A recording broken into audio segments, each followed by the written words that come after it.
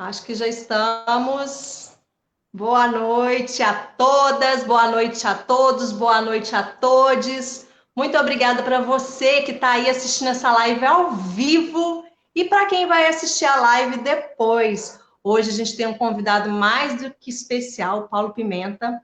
Mas antes de eu passar a palavra para ele, antes de eu fazer as devidas apresentações, eu queria agradecer imensamente a todos vocês que estão aí e agradecer também ao meu companheiro Brenon, que está aí no suporte técnico, agradecer ao coletivo da Terça Esquerda, meus queridos companheiros, né? A gente se reúne agora de forma virtual. Que saudade de aglomerar com vocês, viu? E agradeço muito todas as construções que a gente faz juntos, os nossos projetos. A gente está com um projeto bacana agora de criação de conteúdo, então agradeço imensamente a todos vocês.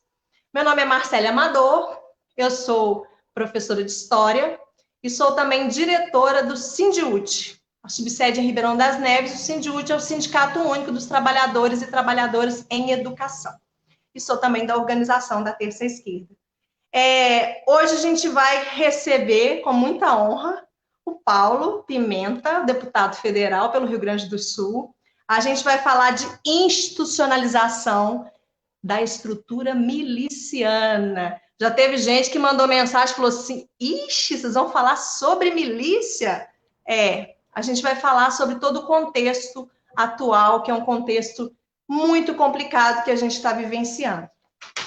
Antes de passar a palavra para o Paulo, eu queria explicar como que funciona a Terça Esquerda e o que é a Terça Esquerda. A Terça Esquerda é um grupo de pessoas, um coletivo, que se reunia antes presencialmente num bar na região de Venda Nova, aqui em Belo Horizonte. A região de Venda Nova é uma região imensa, de vários bairros, perto da Pampulha. E a gente se reunia no Curimbá. Como veio Aí a gente fazia o que lá? A gente se reunia em torno de assuntos, chamava um convidado importante, como o Paulo, falava sobre assuntos interessantes e importantes para toda a sociedade, assuntos de cunho político, socioeconômico, e tudo isso de uma forma mais leve, num bar, enquanto a pessoa falava, a gente bebia. Então, por isso, aqui também a gente bebe. E depois a gente passava para a participação das pessoas, né? O que aconteceu? A pandemia nos pegou, a questão do isolamento social, então a gente começou a fazer as lives o formato de lives, e tem sido bem bacana para nós. A gente está com uma agenda muito legal. Hoje a gente está recebendo o Paulo. Na semana que vem a gente vai falar sobre educação com o professor Adriano e a professora Annelise. Na outra terça a gente vai receber a Márcia Tiburi. Só que tem que tomar cuidado, porque o horário da Márcia é a Márcia Tiburi. O horário da Márcia, como ela está na França, né, vai ser às 17 horas. E no dia 23, a gente vai receber o Henrique Vieira, que é o pastor Henrique Vieira, que é um pastor bem bacana, de cunho de esquerda, progressista, né? Então, essa é a ideia da Terça Esquerda. A gente se reúne no Curim Bar. Inclusive, eu queria passar o telefone do Curim, que é 2528-1313, para quem quiser fazer um pedido lá de uma porçãozinha, pede uma bebidinha, quando vai assistindo a gente, vai curtindo o mesmo formato para a gente não perder aquilo que a gente construiu há 3 anos atrás. E queria pedir também ajuda na divulgação. Você que está aí assistindo, dá um like, comenta, faça sua pergunta para o nosso convidado, compartilha essa live, porque cada vez que você compartilha a live, ela ganha mais visualização. E a gente vive dessa divulgação dos nossos pares, dos nossos amigos e dos nossos companheiros e companheiras. Eu queria aproveitar também, Paulo, a sua presença e a importância dessa live para divulgar uma campanha que a gente está desenvolvendo, que é uma campanha de solidariedade e luta. A Terça Esquerda se uniu à CUT, a CUT Minas, a Central Única dos Trabalhadores e dos seus sindicatos, né? E a gente está fazendo arrecadação e distribuição de alimentos na região de Venda Nova. E também de marmitex às pessoas em situação de rua. E aí eu queria mandar um abraço para a Cissa, que a Cissa, ela faz o marmitex na casa dela, sem marmitex para os moradores de rua. E a gente tem toda uma logística de entrega. Para essa sexta, a gente já conseguiu as doações. Para a semana que vem, a gente ainda não sabe. Então, quem quiser nos ajudar, né, com o braço, com a logística, ou também com a divulgação, ou com participação financeira. O Brenon vai colocar aqui, ó, tá aí, ó, a conta corrente para quem quiser nos ajudar financeiramente. Como é que vai funcionar a nossa live de hoje? Eu vou passar a fala para o nosso querido e ilustre convidado, e aí ele vai ter um tempo para falar, a gente volta para mim, e eu vou ler as perguntas que as pessoas que estão participando e assistindo fizeram, eu volto para a fala do convidado de novo e a gente passa para as conclusões. Lembrando que a gente está num contexto muito triste, né? A gente está vendo aí a internet fervilhando, né? Com as campanhas antifascistas, somos 70%, a questão, né, do que está acontecendo nos Estados Unidos, vidas negras importam. Então, é muito importante esse espaço aqui. Esse espaço é um espaço virtual que a gente precisa ocupá-lo. E também é importante a gente falar sobre isso e manter as nossas ações. As nossas falas, diariamente. Ocupar as redes é importante, mas mudar as nossas posturas são também igualmente muito importantes. Ô Paulo, eu queria agradecer imensamente a sua disponibilidade, agradecer a pessoa que você representa. Eu te acompanho há muito tempo, estava brincando com ele mais cedo, porque eu tenho uma afetividade com o Rio Grande do Sul, né? Meu pai é bolsominion, mas fazer o quê, né? Beijo, pai, se estiver assistindo. Eu lembro de você lá na questão da Embaixada da Venezuela, na campanha do Lula livre, né? Da questão da luta contra a reforma da Previdência. Então, eu agradeço extremamente o fato de você ser esse deputado federal atuante, combativo. Muito obrigada por ter aceito o nosso convite. Muito obrigada por estar aqui conosco hoje. E eu passo a palavra para você. Muito bom, Marcelo. Eu quero dizer que para mim é uma alegria poder estar aqui mais uma vez em Minas Gerais. Nessa pandemia a gente tem viajado muito, né? E ela permite que a gente possa estar perto, mesmo estando distante, né? Então, a tecnologia ela nos oferece essa oportunidade de poder estar aqui hoje. Espero que não muito, né, longe, eu possa estar pessoalmente lá no bar, né, fazendo uma live ao vivo, tomando uma cachaçinha mineira, comendo uma costelinha de porco, torresmo, né, comida mineira. Então, vai ser um prazer muito grande poder estar aí com vocês, né? O tema de hoje, gente, é um tema, digamos assim, não é um tema muito leve, né? A questão das milícias, a maneira como as milícias elas se institucionalizam na estrutura do Estado. O que são as milícias? Milícia é um termo que passou a ser utilizado principalmente no Rio de Janeiro para explicar uma organização.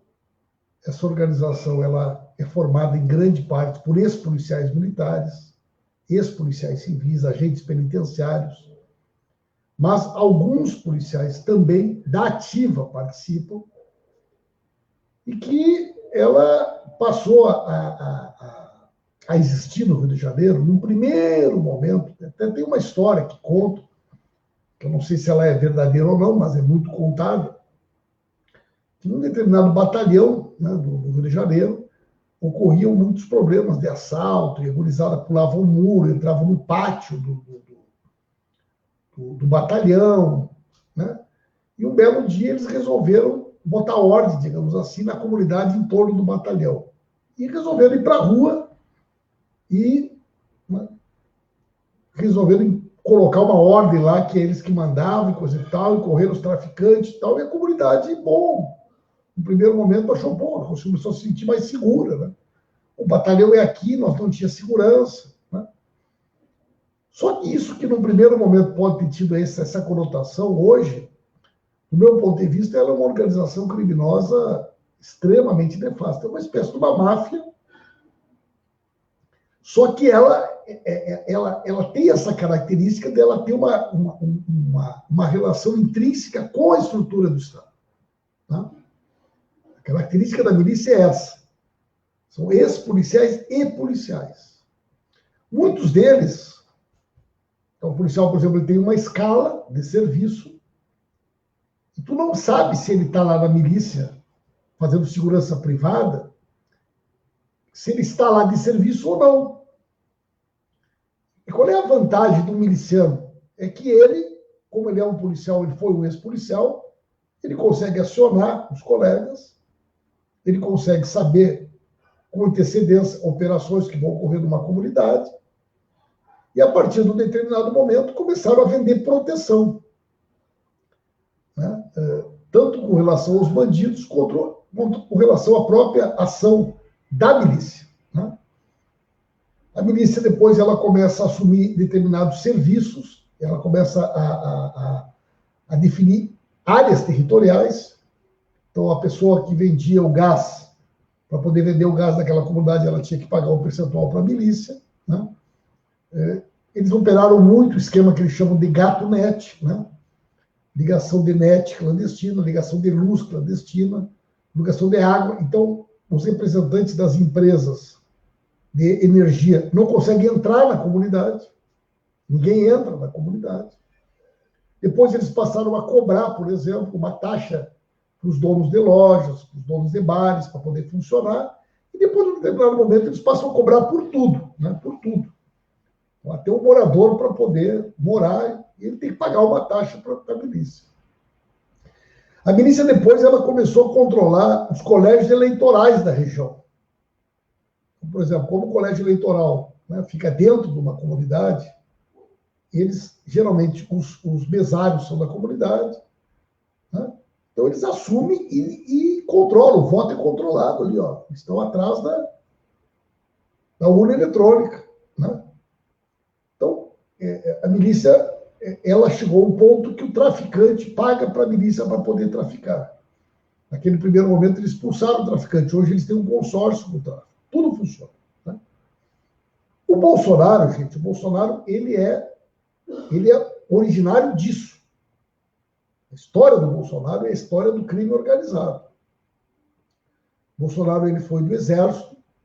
O Queiroz, famoso Queiroz, é uma figura que foi do mesmo batalhão do Bolsonaro. E aquela outra figura que ficou muito conhecida, o capitão Adriano, também é do mesmo batalhão do Bolsonaro. Os três saíram do Exército na mesma época, né? E nunca mais eles se separaram. O Bolsonaro, ele passou a ser o braço político do esquema. O Queiroz passou a ser o tesoureiro, uma espécie de um PC Farias. E o capitão Adriano era o lado operacional, controlava o escritório do crime, o cara que fazia, que assassinava, que matava, né? E eles também, nesse último período, expandiram muito a questão imobiliária, né? Venda de terrenos, construção de imóveis em áreas invadidas. Teve aquele episódio que vocês viram, aqueles prédios que caíram, porque não tinha fiscalização, não tinha aprovação de projeto. E hoje já se sabe que uma das principais atividades do capitão Adriano era nessa área imobiliária, e que parte do dinheiro que o Queiroz arrecadava dos esquemas criminosos da família eram direcionados para o capitão Adriano. Então, parte dos investimentos do esquema criminoso da família Bolsonaro, ela foi parar nesse esquema imobiliário na zona norte do Rio de Janeiro, próximo à Barra da Tijuca e outras comunidades que eles controlam. Isso é tão interessante, Marcelo, que se tu for ver assim, tá, mas os filhos do Bolsonaro, se tu for ver onde que ele fez voto para se eleger vereador, tu vai ver que o colégio eleitoral onde ele fez os votos é o colégio eleitoral dentro da zona controlada pela milícia. Se tu vai ver onde é que estão os votos que os deputados estaduais se elegeu, foi lá na comunidade da milícia. E o Bolsonaro, ele foi durante muito tempo um deputado com pouco voto. Se elegia com 100, 120 mil votos. E para o Rio de Janeiro não era uma grande votação. Então a votação dele era uma votação majoritariamente que veio da região da milícia. Então, a história do Bolsonaro é a relação com o crime organizado, né? Alguém poderia dizer, tá, mas como é que tu está dizendo esse monte de coisa aqui? Ninguém vai te processar? Né? Está fazendo acusações tão sérias com relação à família do Bolsonaro, né? E isso que eu estou dizendo aqui, eu já falei muitas vezes na tribuna, né? Já falei de comissões, falo na frente deles. E eles não me processam, Marcelo, porque o dia que eles me processarem, eu adquiro a possibilidade de produzir prova contra eles. Então, eu peço a quebra do sigilo bancário do Queiroz para provar o que eu estou dizendo, né? Então, eles não me processam, porque uma das características dos milicianos também é ser muito covarde. Então, para vocês imaginarem, o gabinete do Flávio Bolsonaro, deputado estadual, o gabinete do Flávio Bolsonaro tinha o Queiroz nomeado, a mulher do Queiroz, a ex-mulher do Queiroz, a filha do Queiroz, né? A outra filha do Queiroz nomeada no gabinete do Jair, lá em Brasília. Mas, já preso, foragido como assassino, bandido, perigoso, miliciano, o capitão Adriano, até dezembro do ano que o Bolsonaro foi eleito presidente, ele tinha a mãe e a mulher nomeadas no gabinete do Flávio Bolsonaro. Né? Existe uma pessoa chamada Val Meliga, é um nome meio esquisito, Val Meliga. Essa pessoa é a tesoureira do PSL do Rio de Janeiro. Ela era nomeada na LERJ, Assembleia Legislativa. Os dois irmãos dela eram seguranças da campanha do Bolsonaro, do Flávio Bolsonaro. Os dois foram presos, os dois irmãos gêmeos, como milicianos. Milicianos, né? Presos. Aquela história, por exemplo, que um cara pagou um dinheiro alto para dar entrada num apartamento para o Flávio Bolsonaro, né? Uma transferência. É um outro miliciano que controla empresas de segurança privada na Zona Norte e controla também empresas de segurança privada na Zona Sul do Rio de Janeiro. Então, o esquema deles é tudo de bandido. É tudo de miliciano. Queiroz, Capitão Adriano, esses filhos do Bolsonaro. Por isso que eu tenho a tranquilidade de dizer para vocês o seguinte: mais dia, menos dia, eles vão acabar tudo algemado. Então, o problema do Bolsonaro não é só sair da política. É que o Bolsonaro vai sair da política algemado, ele e os filhos. E o futuro deles é em Bangu, Bangu 8, lá no Rio de Janeiro, que é o futuro desses bandidos todos, entre eles, os policiais, eles vão para Bangu 8. Então, o futuro do Bolsonaro e dos filhos é ir para Bangu 8. Essa é a minha leve introdução sobre a questão da forma como a milícia hoje mora no Palácio do Planalto. Te assustou, Marcelo? Ai, é assim, sabe aquela coisa que a gente já sabe que é muito complicado, mas você me trouxe informações que realmente. E aí eu vou passar a fala para você, tá, Saulo? Mas é porque eu fico muito chocada com tudo isso. Eu não sei mais o que falta acontecer para provar o envolvimento do Bolsonaro com tudo que é de ruim nesse país, né? Eu vou passar a fala para o nosso companheiro que entrou aí um pouquinho atrasado, mas ele precisa participar. Estava ansioso para falar com você, Paulo. Boa noite a todos, boa noite a todas. Boa noite, Marcele, boa noite, companheiros e companheiras. Boa noite, Paulo. É um prazer receber o Paulo, que é um dos mais aguerridos e combatentes políticos e da bancada. E eu estou muito honrado, queria te falar do meu respeito, pelo meu apreço, pelo trabalho que você desenvolve há tantos anos aí, num momento de uma conjuntura de tamanha pressão de antipetismo desenvolvido no Brasil. Então, o fato de você me responder, nos atender, né, se colocar à disposição para falar com a periferia de Belo Horizonte, fala muito de você, da sua atuação. Então, fala da sua preocupação política em estar aqui em contato com a massa, que é isso que realmente que a gente tem que fazer, é no que a gente acredita. Então, eu queria aqui não estender muito, apenas agradecer você, agradecer ao Guto, que é uma pessoa fantástica aí, que me atendeu com um apreço, com um carinho, uma atenção. Fica aqui meu abraço. Você está muito bem servido, Paulo, de uma pessoa com um coração bacana lá, tá, Guto? Então, fica o meu abraço para você. Vamos perder a oportunidade de escutar você aqui, aprender bastante. E assim que for chegando perguntas pertinentes aqui, o Breno vai separando e vamos ir aprender hoje. Vamos aproveitar essa aula aí. Um abraço. Eu queria aproveitar a prerrogativa do microfone para fazer a primeira pergunta, né? O Saulo não se apresentou, sabe? Que o Saulo, ele é o responsável pelo bar lá. Então, enquanto a gente está lá na mesa, ele está lá no bar, ó, servindo, atendendo as pessoas. Já combinei de ir ele e lá o pai dele, o Curinho. Já combinei de ir lá no bar. Já, eu anotei aqui, tá? O convite está feito aí. Olha.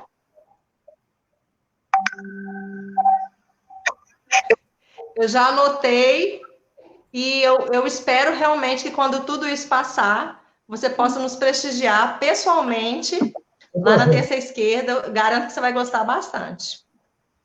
Vai ser maravilhoso. Antes de eu te perguntar, eu queria só salientar umas pessoas aqui que eu não... Gente, eu tenho impressão, Paulo, que tá bombando. Eu tenho impressão que é recorde de audiência, porque eu não estou conseguindo acompanhar os comentários, né? Então, eu queria mandar um beijo aí para a Bebel, que está aparecendo na tela, nossa companheira, o nosso companheiro João Vitor, Luísa, Deusmira, Carlos do Cindy Eletro, um beijão para o meu amigo aí, o Jairo. O Jairo foi o primeiro, ele é o presidente da CUT Minas, e ele foi o primeiro que inaugurou esse formato das lives, a Neuzete. Então, um forte abraço. Então, deixa eu ver aqui a pergunta. É pergunta da Bebel? Tá. Gente, a idade chega, né? Vocês estão no YouTube também. Sim, sim. Vou fazer uma pergunta para vocês. Vocês estão no YouTube. Vocês estão no YouTube também, né? Eu vi o canal de vocês. E vocês transmitem no Face e no YouTube ao mesmo tempo ou não? Não. Depois ele vai para lá. A gente não Face. consegue fazer simultâneo. Mas, por exemplo, lá presencialmente, deixa a pergunta da Bebel aí que eu já vou ler.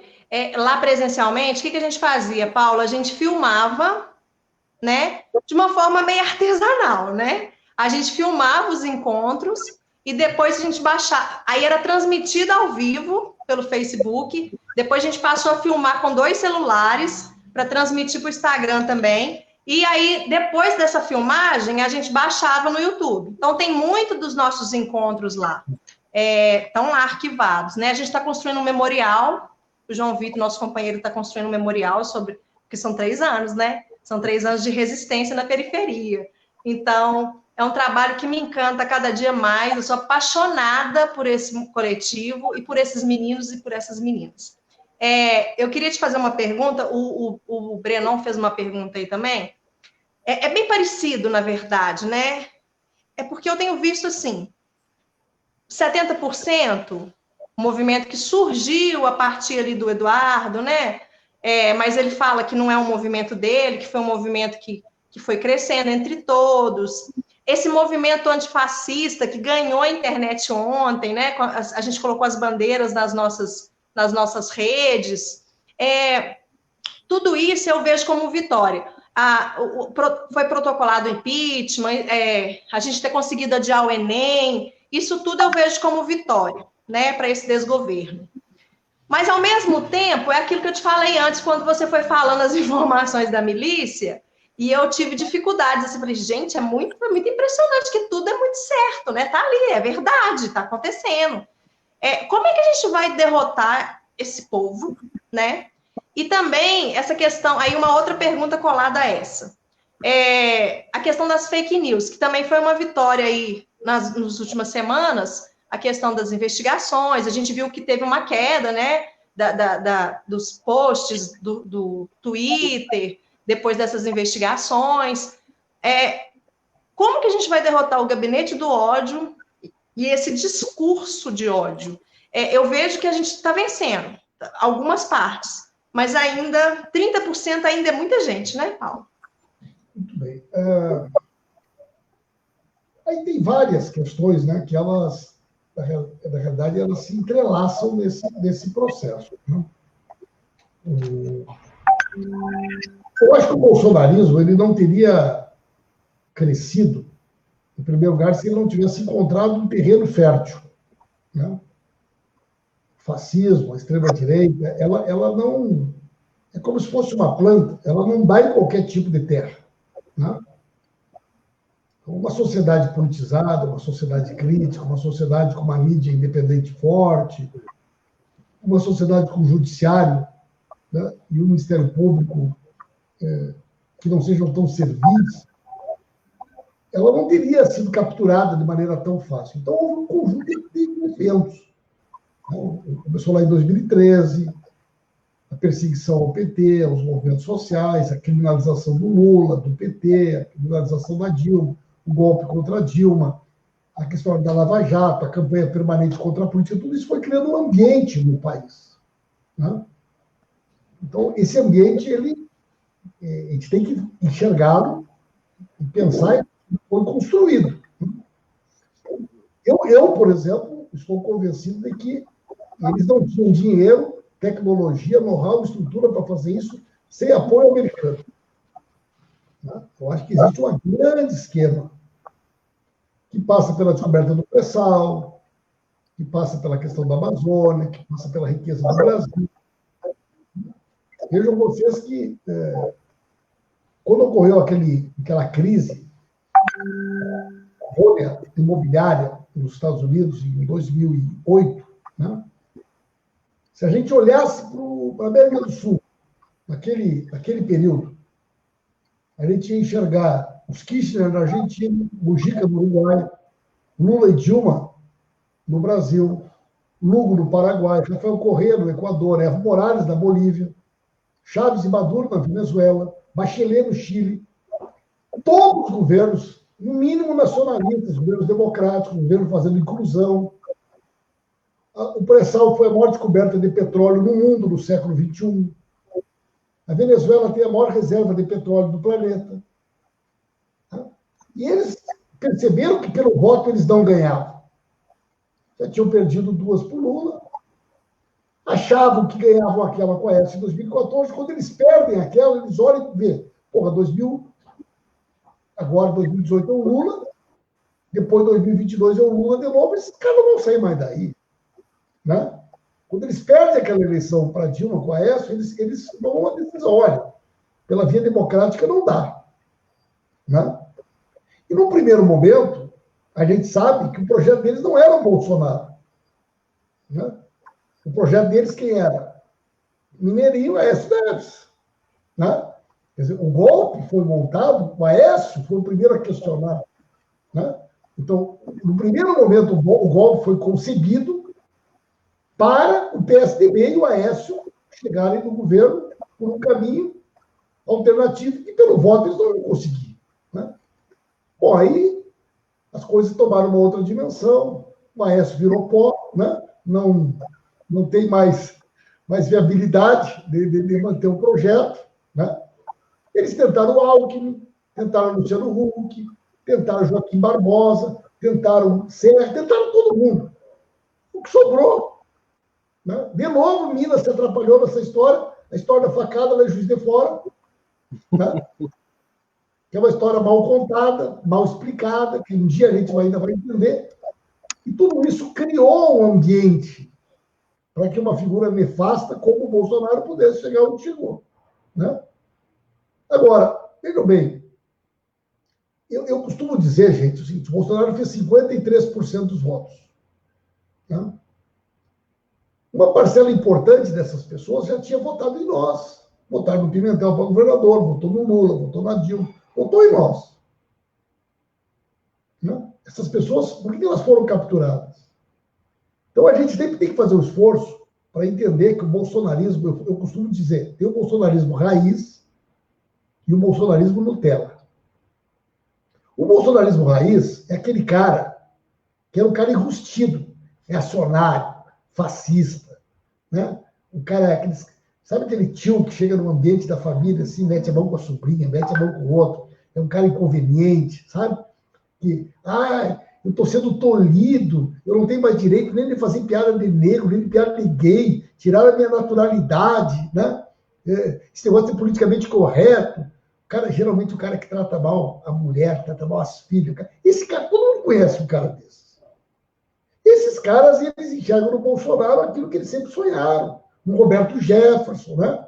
Um cara escroto. Infelizmente, nós temos na sociedade brasileira uma parcela de pessoas escrotas, né? Que são racistas, que são machistas, que são aquilo que tem de pior, que são uma escória. Por isso que eles gostam do Bolsonaro. Eles se sentem representados por Roberto Jefferson. Roberto Jefferson saiu do pântano. Né? Agora, tem um percentual que é o Bolsonaro Nutella, aquele Bolsonaro que acreditou que o dólar ia baixar, né? Que achou que a gasolina ia ficar R$ 2, que o Bolsonaro eleito ia... Ele representava a nova política, de novo, Minas, cara. O cara do PSL, aquele que é o ministro do meio ambiente, do Laranjal, do PSL. Então, essa turma, muitos deles acreditou no pastor, acreditou na fake news, né? Essas pessoas hoje, elas estão meio em transe ainda. Sabe aquele negócio de separação litigiosa? O cara briga, tem um período do luto. O cara leva um tempo até aceitar o que aconteceu. Até o cara, né? Então, tu imagina, ele chega num almoço da família, chega pô, cara. E aí, o mito, né? Não disse que o homem era honesto, olha os filhos dentro do bandido, cadê o Queiroz? Fala Queiroz, o cara já quer ir embora. Aí a mãe quer, não faça mais isso com o fulano, a sogra, né? Não quer mais nem vir nos almoços da família, tem vergonha. Promete que não vão dizer a palavra Queiroz nenhuma vez. Promete que não faça o suco de laranja. Se fizer suco de laranja, eles vão achar que é um deboche com eles, entendeu? Então, essa turma a gente tem que recuperar. E essa turma a gente vai recuperar, eles estão coitados, eles estão voltando, apanhando. Perderam Minha Casa Minha Vida, perderam o ProUni, perderam tudo que tinha, perderam emprego, perderam crédito, perderam previdência. Só tomar a cabeça e acreditar no mito. Eu cheguei de noite, cara, estou aqui nessa situação, acreditei no outro, né?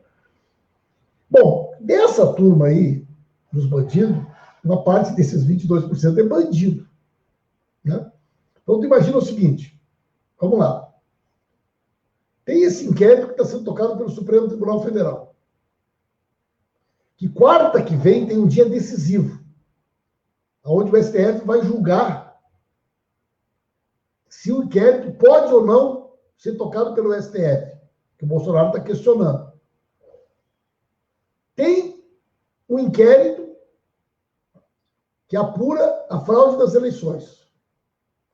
Tem um inquérito sobre quem é que organizou os atos na frente do QG, quem é que pagou, quem são os deputados envolvidos ou não envolvidos. Tem um inquérito das denúncias do Moro. Tem um inquérito das denúncias do Paulo Marinho. Tem um inquérito do Queiroz. Tem um inquérito da Marielle.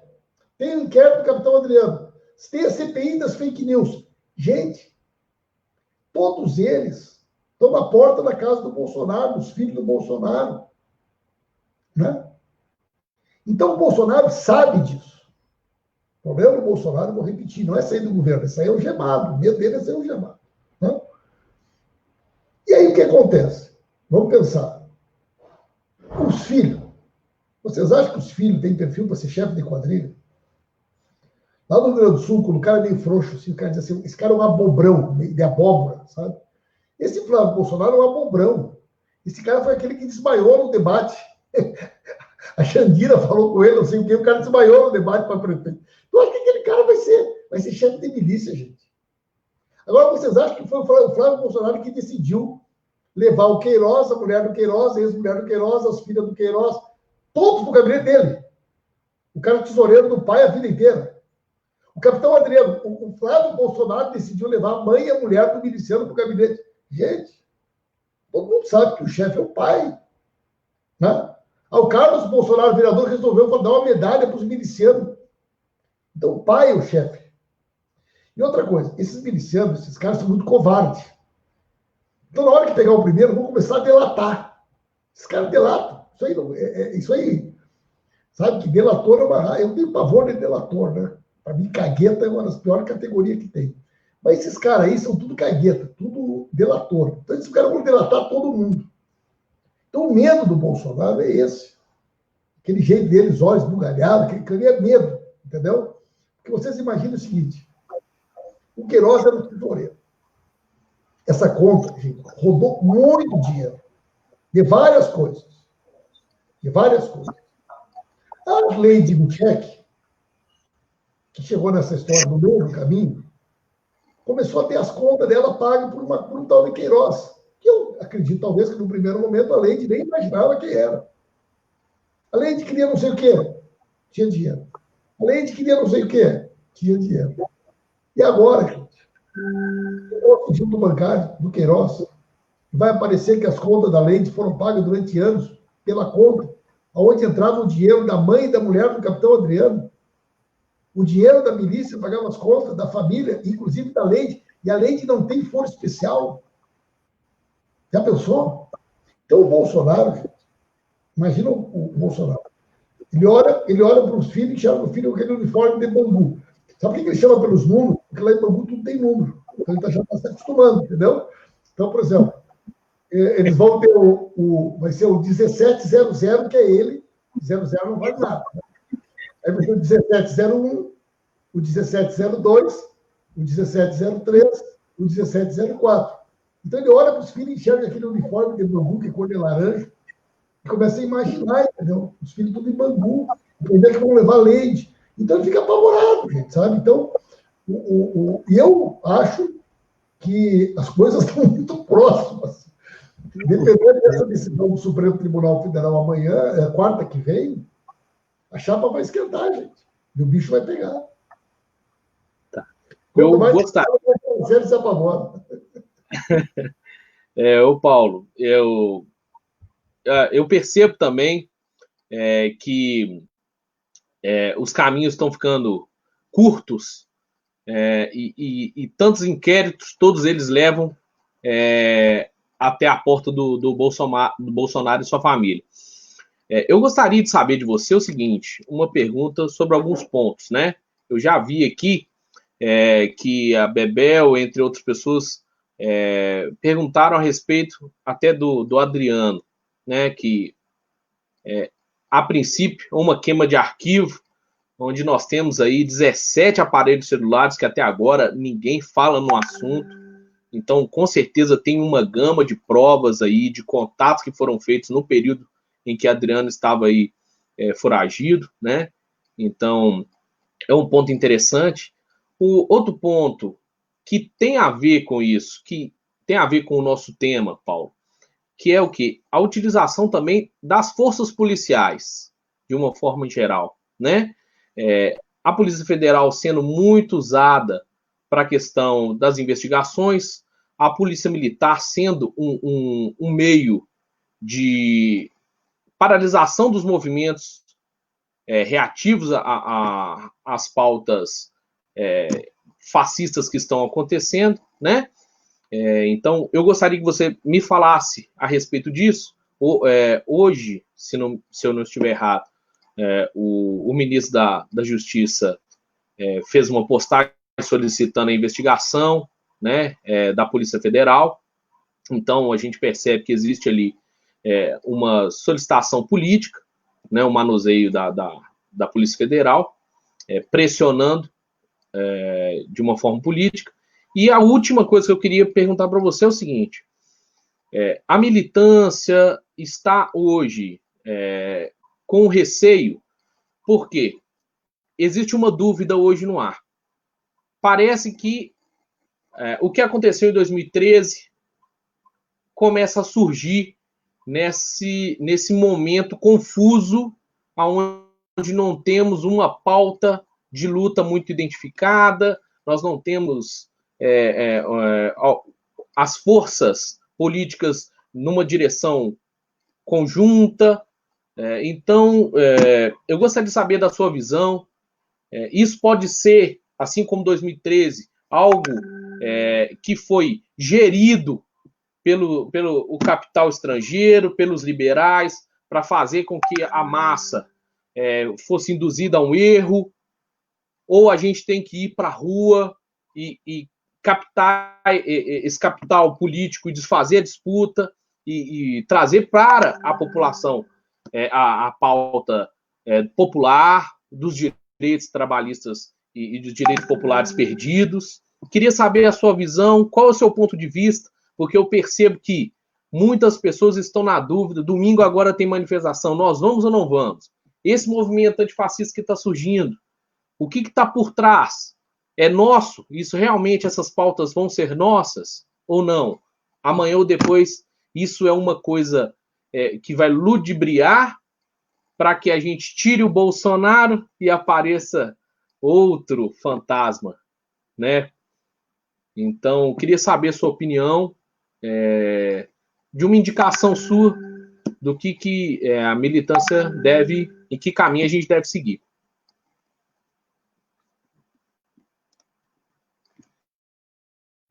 na realidade, fez várias perguntas, né? E cada uma delas é mais difícil que a outra, né? Vamos ver o que eu consigo, pelo menos, tentar responder alguma coisa, né? Vou começar pelo fim. Tu diz assim, pode aparecer outro, né? Na minha opinião, hoje existe uma guerra dentro da direita. Há uma disputa hoje feroz para saber o seguinte: qual será a cara da direita brasileira?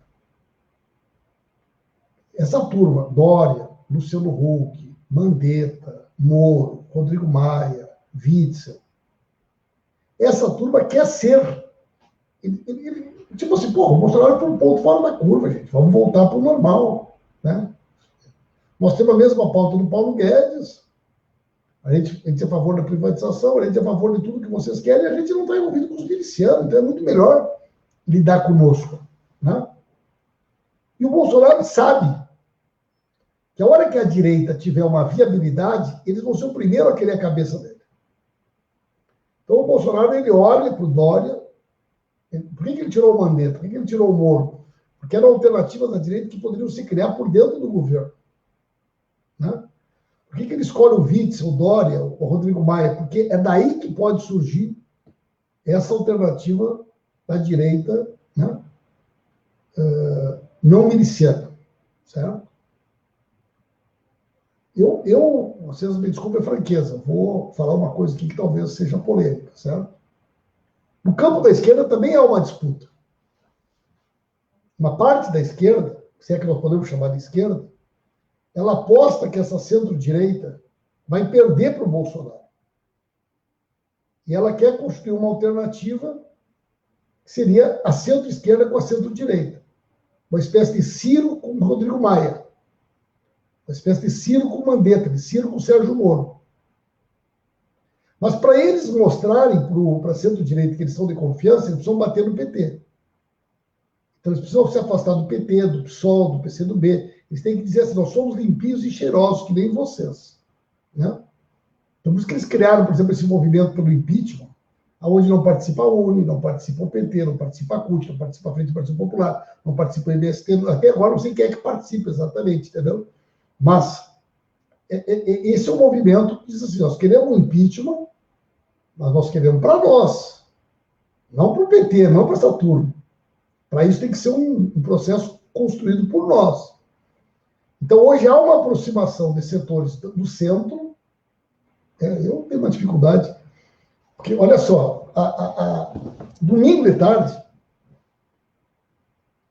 quando estava acontecendo aqueles atos da Paulista, a Globo News, por exemplo, ela fez um debate ao vivo.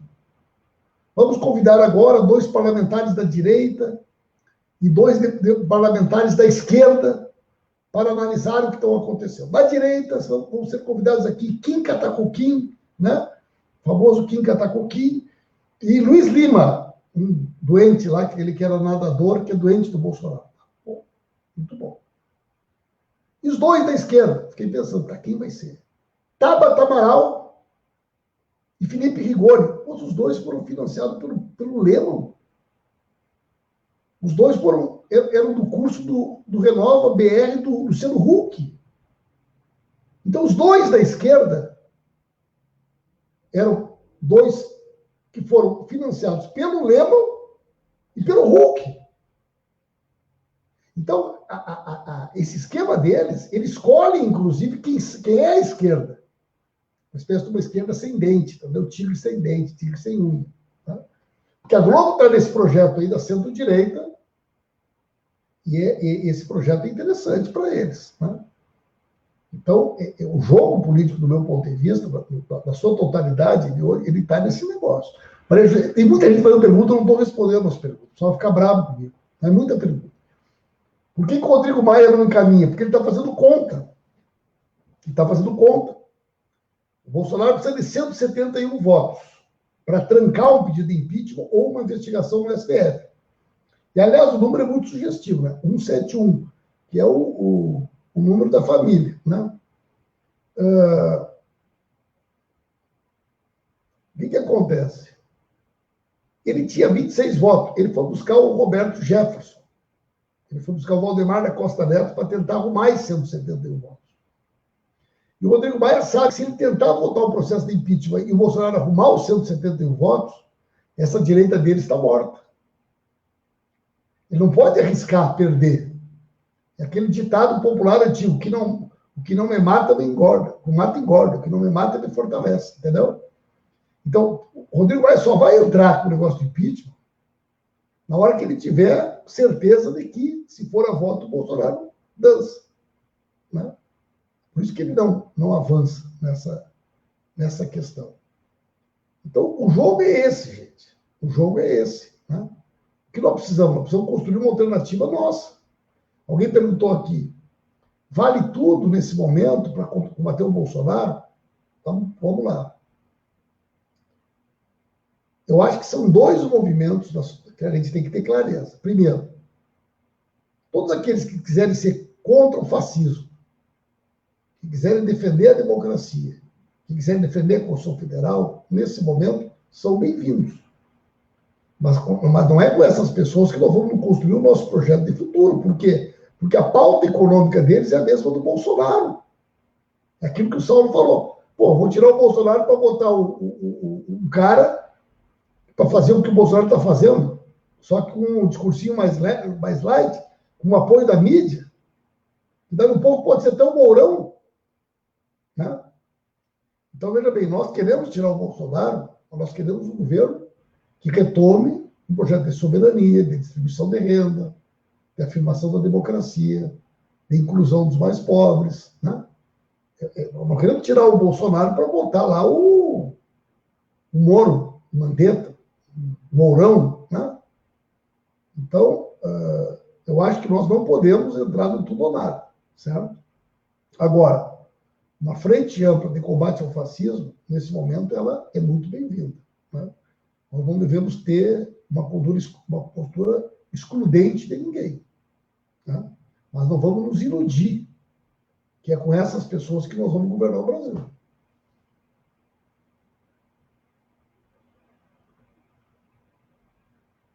O João Vitor está botando Júlio e Violeta, todos juntos para derrubar o capeta. É boa essa palavra de ordem. É um povo aguerrido.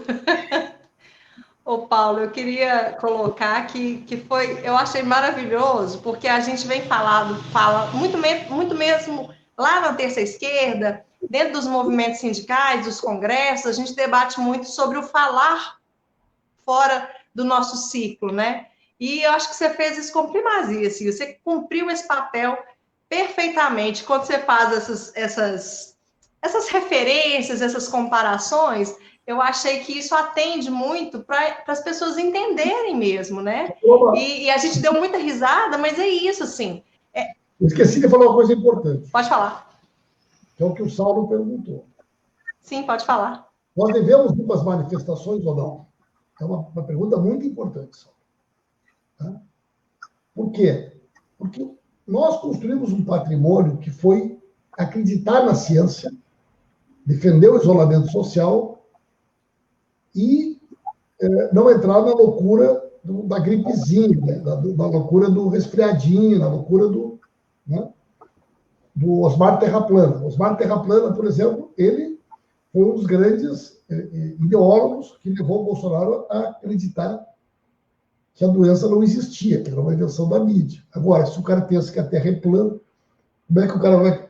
E é até engraçado, porque só tem um brasileiro que já olhou a Terra de longe, que é ministro dele, que é o astronauta. Então, se alguém pudesse testemunhar para ele que a Terra é redonda, era o astronauta. Mas, mesmo assim, né, ele tendo junto com ele a única testemunha ocular que nós temos no Brasil, só temos um brasileiro que já viajou em órbita, podia dizer, presidente, eu olhei de lá, é redonda a Terra, é redonda, eles não estão inventando. Agora, o cara que acha que a Terra é plana, é evidente que ele é capaz de acreditar que o Lula é dono da Friboi, acreditar em todas essas coisas, né? Inclusive que a doença não existe. Agora, vejam bem, pessoal, nos Estados Unidos, eu estou que nem o Moro, os Estados Unidos, o Moro, tudo que ele fala, né? Porque lá nos Estados Unidos, a pandemia também está em um momento muito delicado. Será que as pessoas esqueceram a gravidade da pandemia para sair para a rua? Claro que não. Olha os atos ontem em Nova York. Por que as pessoas saíram para a rua? Em primeiro lugar, porque há uma situação política que exige de tal forma uma reação que eles, diante do que está acontecendo, tiveram que fazer alguma coisa. Assim, pô, vamos deixar matar os nossos por causa da pandemia. Né? Segundo, as pessoas estão tendo cuidado. Né? Estão evitando o isolamento, estão usando a máscara, estão com gel, estão se cuidando, estão tomando uma série de procedimentos. Então, eu não acho que nós temos que agora simplesmente dizer para as pessoas, vão para a rua. Não. Nós temos que pensar como fazer isso. Nós temos que começar a fazer atos, performances, isolamento social. Aí o povo pega uma avenida, bota... Eu sou presidente do PT do Rio Grande do Sul, certo? Hoje nós estamos debatendo com a CUT, com a Frente Brasil Popular. Então pega uma avenida lá, bota 2 pessoas a cada 2 metros de distância, faz uma coisa diferente. Vamos fazer os viadutos, vamos fazer adesivo, vamos fazer performance. Ontem em Brasília teve um ato muito bonito. Eles pegaram... cada pessoa de branco representava uma das pessoas que perdeu a vida. Cada uma carregava um balão vermelho com o nome de uma pessoa que morreu. Eles diziam mais ou menos assim: cada pessoa que você foi, ficou um que lhe amava. Mais ou menos assim a frase. Tradução literal, uma tradução livre. Que eles fizeram um ato muito bonito. Teve uma estética bonita. Ninguém acusou de quebra de... Né? Então, nós temos que ter criatividade também. Né? Para pensar, para ver como construir esse negócio, né?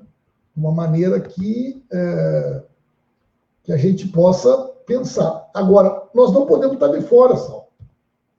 Né? Eu acho que, dentro de todos esses cuidados, dentro de todas essas precauções que nós precisamos, a gente precisa pensar uma maneira de estar chegando perto do pessoal, porque também não tem sentido. Né? Tem várias questões, gente. O povo está passando fome. Né? Nós temos 41% da nossa economia informal. A previsão do governo é o mês que vem acabar com esse auxílio. Nós temos que conquistar esse auxílio até o final do ano. Nós não vamos conseguir fazer isso sem algum nível de mobilização. Né? As pequenas empresas, microempresas, gente, ninguém recebeu nada até agora. O que tem de gente fechando, desaparecendo do posto de trabalho. Então, nós precisamos pensar com calma, com tranquilidade, respeitando o isolamento social, mas pensar, né? Como é que a gente pode fazer o que está fazendo. Né? Conhece essa música ou não? Não é que não. Ah, é sua? Cobre aqui de nuvens carregadas. Eu vejo a tempestade se aproximando. As folhas dançam em círculos Você pela... postou um vídeo esses dias, hoje, eu acho. É músicos mineiros, gente. Só músicos mineiros. É, a música dos minhas é pro Lula. Vamos ter que tocar essa lá no bar depois da pandemia. É linda. Sim! A música é linda, gente. O seu áudio está cortado, Saulo. Linda. Eu vi que você postou na live que você fez. Foi hoje, não foi? É mesmo, eu gosto. Eu gosto muito dessa música. A gente está... Hã? Essa música é muito legal. É maravilhosa, maravilhosa. E obrigada pela homenagem, né, de lembrar aí os mineiros. Nós estamos chegando a quase 1 hora de live, então eu vou passar para as nossas considerações finais, para as nossas falas finais. Vou fazer uma live agora, 20h30, chamada Vidas Negras Importam, só com mulheres negras. Certo? São companheiras, uma companheira nossa do Rio de Janeiro, uma de São Paulo, uma companheira nossa que é vereadora em Salvador, e uma companheira nossa de Porto Alegre. Certo? Vai ter um momento de debate aí sobre tudo que está acontecendo. E no canal da Resistência. Nosso canal. Ah, lá, tô colado. Manda pra gente, o canal da Resistência. Manda pra gente também divulgar, né? Aí a gente divulga nas nossas páginas. Também, gente, quando vocês quiserem, aquilo que eu estava falando, se né? vocês quiserem divulgar as coisas de vocês, Mandem para nós, que a gente divulga. Nós temos um Twitter que é bom também, temos, né? Não, com certeza. Programações de vocês aí. Se a gente puder ajudar. Obrigado. Ai, a gente agradece. Vai ser muito importante, a gente agradece muito. Porque é isso, a gente pede geralmente às pessoas que participam, que estão assistindo, que ajudem a gente na divulgação, porque a gente trabalha desse jeito, a gente não tem robôs, né? Então a gente quer divulgar uma comunicação eficiente da esquerda, a gente está produzindo conteúdo, então a gente quer sim que você nos ajude a divulgar, vai ser muito bom. De novo, te agradecendo pela sua fala clara, pela sua fala aberta, pela sua fala principalmente didática, né? Que é uma fala que atende a todos, muito explicativa, e para um tema tão difícil, tão triste, tão doloroso e tão ruim, né? Que é essa questão dos milicianos que se colocaram aí no governo, né? Te agradecer imensamente, novamente. Eu vou passar para o Saulinho fazer a consideração final e depois eu passo para você, Paulo, para você finalizar para nós, por favor. Eu gostaria de agradecer mais uma vez o Paulo, gostaria de agradecer a todos e a todas do Movimento Terça Esquerda que estão acompanhando, pedir desculpa para todo mundo que mandou mensagem, talvez não deu tempo da gente responder, porque a gente sabia que o nome do Paulo poderia gerar uma quantidade de perguntas maiores do que o normal, mas, de qualquer forma, fica aqui o nosso agradecimento pela participação de vocês, mesmo que a sua resposta não tenha sido respondida.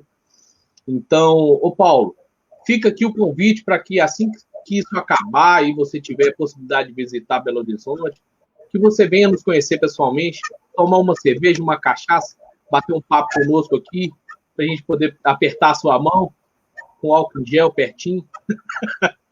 E eu gostaria... Gente aglomerar. Agora que a gente vai passar a fala para você, eu gostaria, se você tivesse aí uma última fala breve, de incentivo, para que a gente possa passar por esse momento aí, uma fala com a potência do Paulo Pimenta. E fica aí um forte abraço, fraterno abraço, um agradecimento muito forte para você. Gente, eu agradeço a vocês. Né? Eu sou uma pessoa que eu fui eleito vereador pelo PT em 1988, meados do século passado. Certo? Então, a minha história de vida, minha trajetória toda é uma história de militante. Não sou um militante do PT. Tá? E eu me considero nessa posição, militante do PT que exerce, né, uma função de ser deputado federal. Né? E eu gosto também do que eu faço, eu me dedico para o que eu faço, eu acredito no nosso projeto. Eu sou lulista, né? Então, tenho uma relação de muito carinho, de muita amizade, de muita admiração pelo presidente Lula. Ele também sempre teve uma relação muito carinhosa comigo, me orgulha muito dessa amizade com ele. Eu tenho falado com ele 2, 3, 4 vezes por semana. Né? E eu me inspiro muito na coragem do Lula, na determinação do Lula. Quando ele estava lá em Curitiba, cada quinta-feira ele só podia chamar 2 vezes. Eu fui chamado 6 vezes a Curitiba. Né? Então, isso também aumenta muito a minha responsabilidade. O Lula sempre diz assim, vocês têm que viajar pelo Brasil. Dirigente do partido que não conhece o Brasil não é dirigente. E não se conhece o Brasil sem falar com as pessoas. E não se conhece as pessoas sem olhar nos olhos das pessoas. Vocês têm que ir lá. Vocês têm que ir onde os outros não vão. Né? Então, o Lula é muito sábio nesse aspecto. Né? Então, eu viajo muito pelo Brasil, eu me dedico para fazer esse contato que eu estou fazendo com vocês, e eu vou ir com muito gosto. Né? Eu não sou muito exigente para o bar. Né? Por exemplo, você vê, o meu critério é ela estando bem gelada, vai bem. Não. Bem gelada, metade do problema está resolvido. Né? Aqui a gente fala madura. E aí o resto a gente resolve aí, os detalhes. Né? De resto, é o seguinte, a crise, ela gera também no interior da crise, a gente constrói as saídas da crise. Né? Até dezembro, você falava muito em meritocracia. Hoje você fala em solidariedade. Até dezembro, as pessoas enchiam a boca para falar mal dos mais médicos. Hoje elas dizem, cadê os médicos cubanos, pelo amor de Deus? Antigamente, as pessoas falavam mal das universidades, falavam mal do SUS. Hoje, o Brasil só não está numa tragédia maior porque nós temos o SUS, porque nós temos as universidades públicas.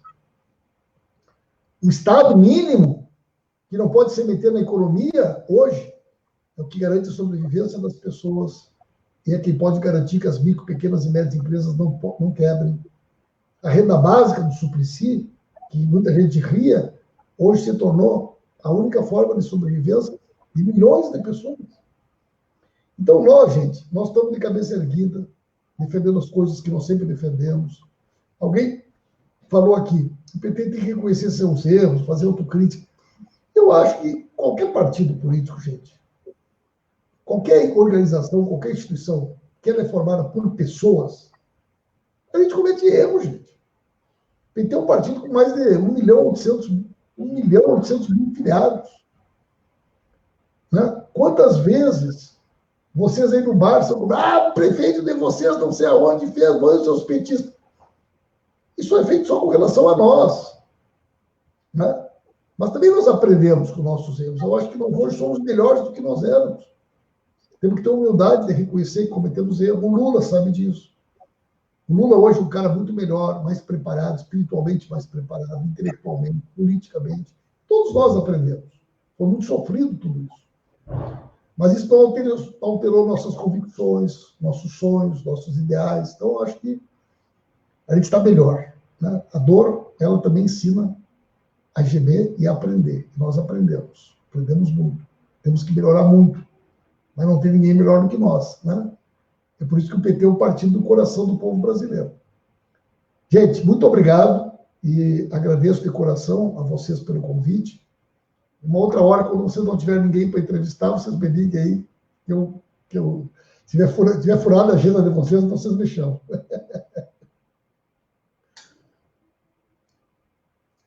Está desligado o microfone. O microfone está desligado, Marcelo. Novo, que se chama Ribeirão da Resistência. Que a gente tem uma região metropolitana aqui, uma cidade chamada Ribeirão das Neves. E aí eu levei esse conceito para lá também. Só que lá a gente roda vários bairros da região, sabe? E Neves é uma região muito carente. Então aí, vou te levar para lá também, quem sabe? Você topa? Eu tenho um convite para ir a Sete Lagoas. É perto? Pertinho. Aí, tudo pertinho. Tudo pertinho. Um abraço, pessoal. Mas aí a gente pode fazer no formato de live e quando puder voltar, a gente fica junto. Gente, muito obrigada, viu? A todos que participaram, a todos e todas. Muito obrigada. Ajuda a compartilhar. Beijo. Ajuda na campanha, viu, gente? Na campanha de solidariedade. Um forte abraço para todos. Muito obrigada, Paulo. Valeu. Foi ótimo, foi lindo. Obrigada mesmo. Muito maravilhoso.